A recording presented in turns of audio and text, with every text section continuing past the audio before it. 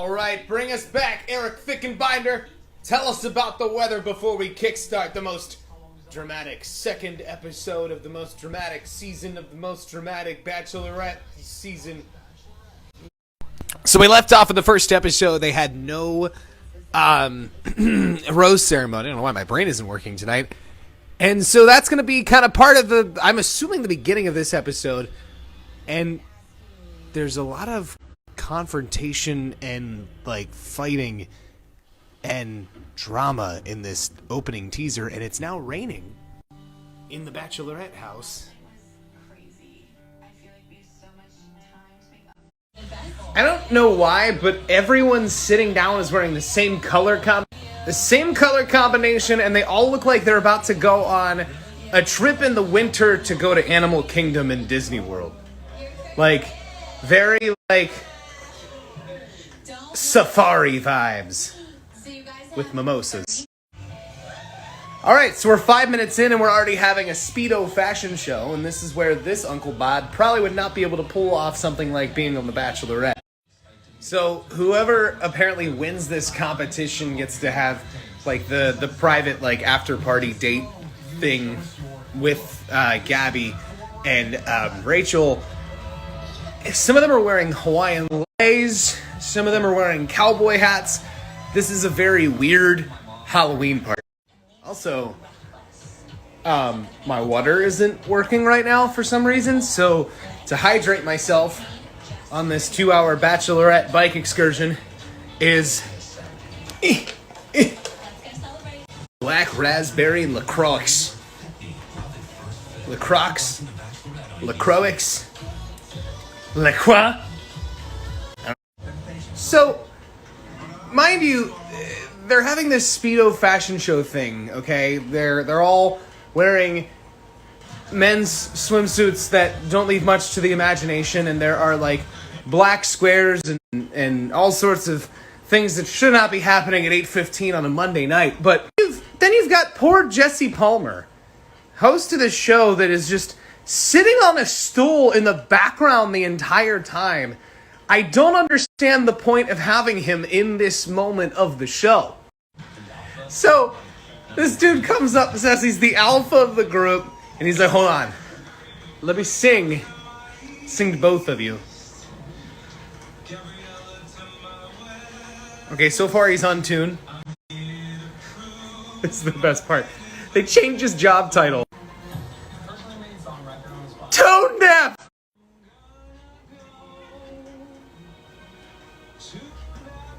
Stop. We have got the first of the guys that have told Rachel that he's there for Gabby. And now it's about to get complicated. Oh no. Sure about where I stand tonight. I mean, we're open to both exploring similar connections. I'm still trying to... So she came down to go to talk to Gabby, and Gabby was macking on some dude. At this point, I'm just like, I might as well just do the last few. Absolutely. Like, these guys are just having a friendly, small talk conversation that you could have with your cousin. Ew!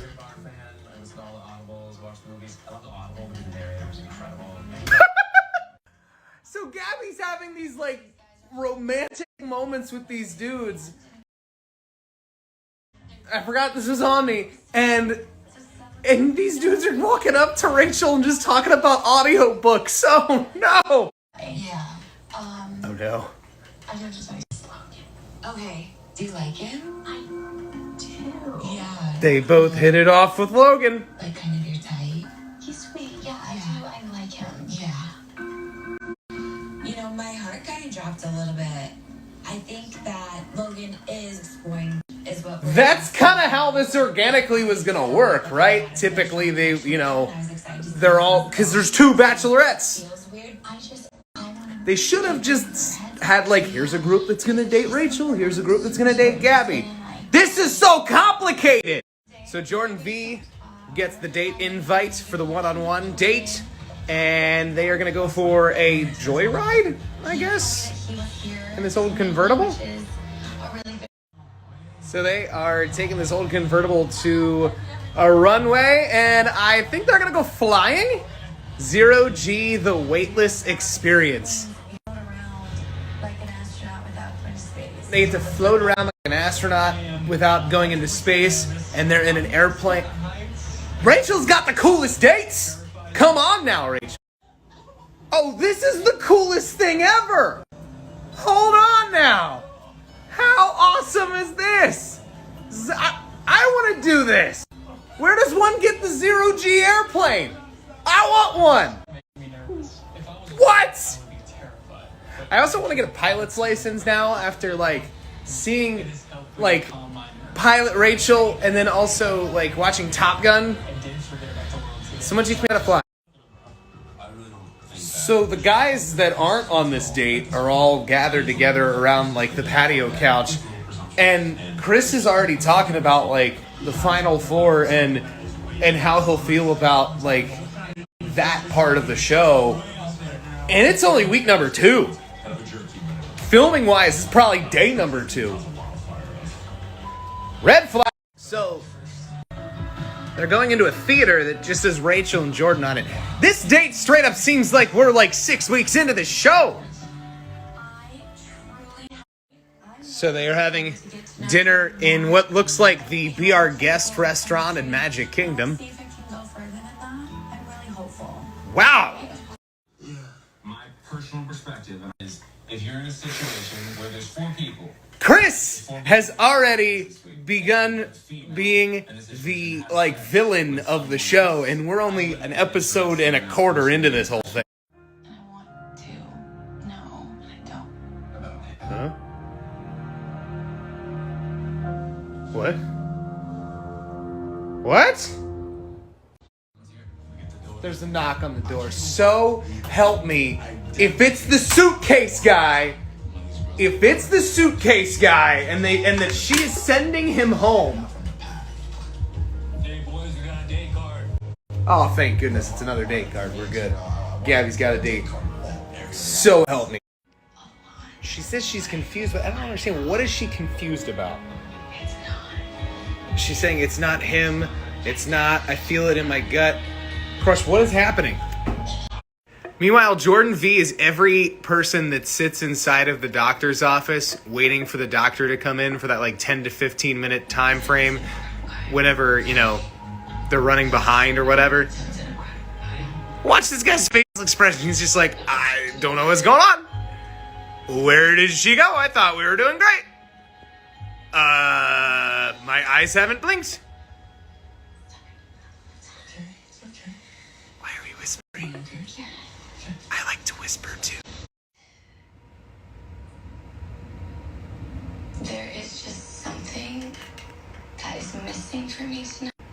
And for that reason, I don't want to bring you into next week knowing that I don't know if I can truly get there with you. And I just really want to be honest. And for that, I am sorry. But for that reason, I can't give you this fully apologize because you are not. I can't tell. They just had the best date ever. I kept thinking, homie's endgame. Like, they're it. What? So Ashley Cook and Brett Young were supposed to do a private concert for the two of them if she would have given him the date rose. But they still had them sing to no one in a room. I'm just imagining that meeting where the producers were like, all right, so listen, she's actually sending him home. They're not going to be together anymore. He's leaving, but we know we already gave you the check, so can you just go ahead and just sing your song? We'll film it, like, or maybe pick a sadder song, you know, so it just sounds a little bit like, you know, less like romantic and more just sad. Cool. Sick. Oh boy. Me. Suitcase guy. Back to the singers singing to an empty room. I mean, it's a good song. Is she just kind of pacing around the theater now? What's Gabby upset about? Everyone's sad. I need to look sad. So, when the date card came out for Gabby and Nate, I think is his name, the card said bring your swimsuit. And they're going on a helicopter ride. Are they going to jump out into an ocean? Or, like, how, what are they going to, what are they doing? So, this date's going great and all, but wait a minute. Hold on.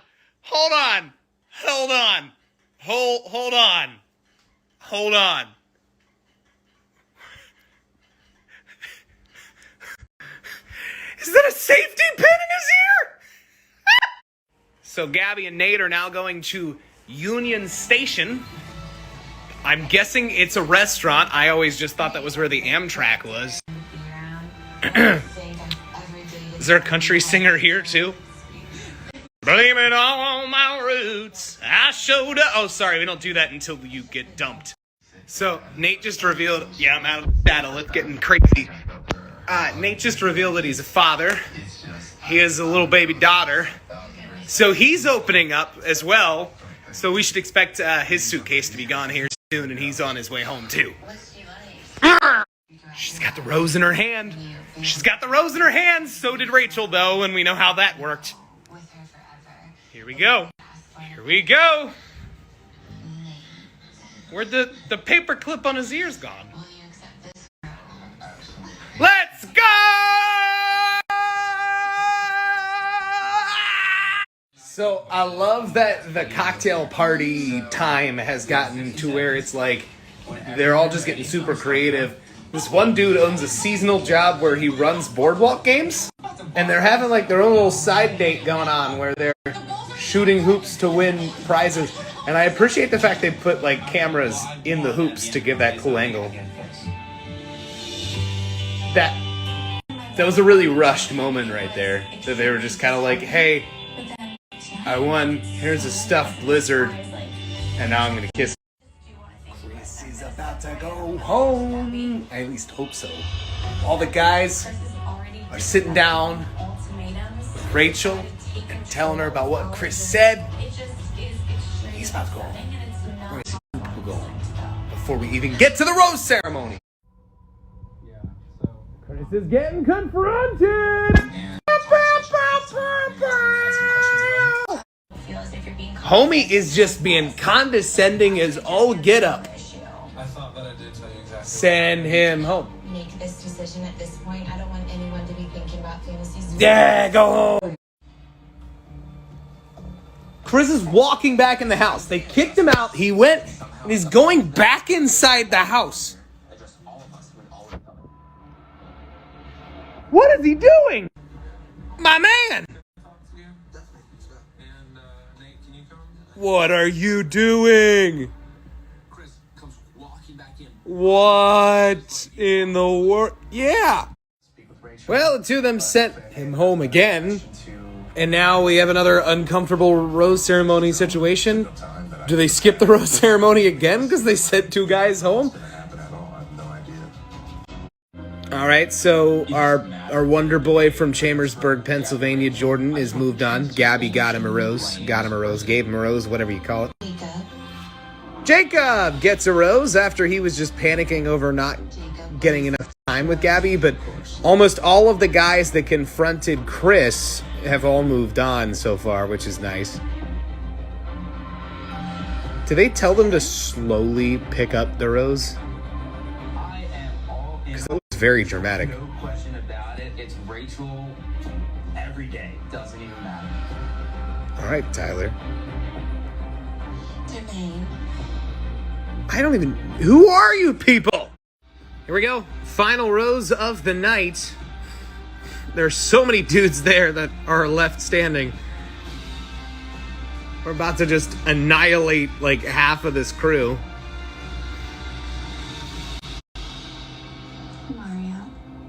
Mario. All right, Mario did have a great personality moment in this episode. Will you accept this rose? Good job, Mario.